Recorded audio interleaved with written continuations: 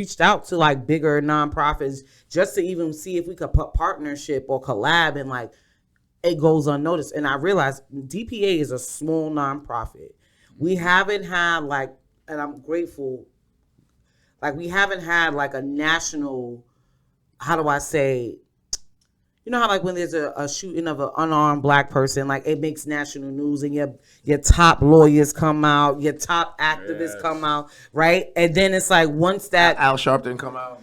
Yeah, like I said, your top activists come out, and then when the smoke clears, right, and those families are still hurting, right, and still fighting, right, and the only time like you see them is when it's national news, and it's like, no, this is happening on local levels. Like if y'all can make it into the national, y'all need to be in our communities too, standing for the same thing, and day to day, not just cause it is like it angers me sometimes because it's like certain conferences I want to go to, right?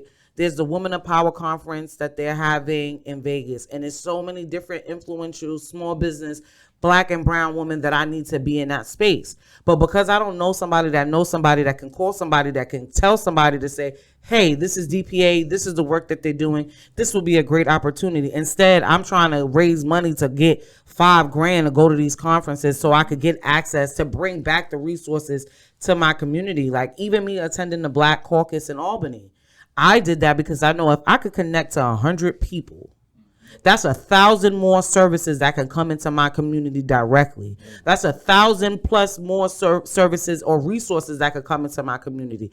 That's more me holding my elected officials accountable. Like, listen, I'm one of your constituents. Here I am.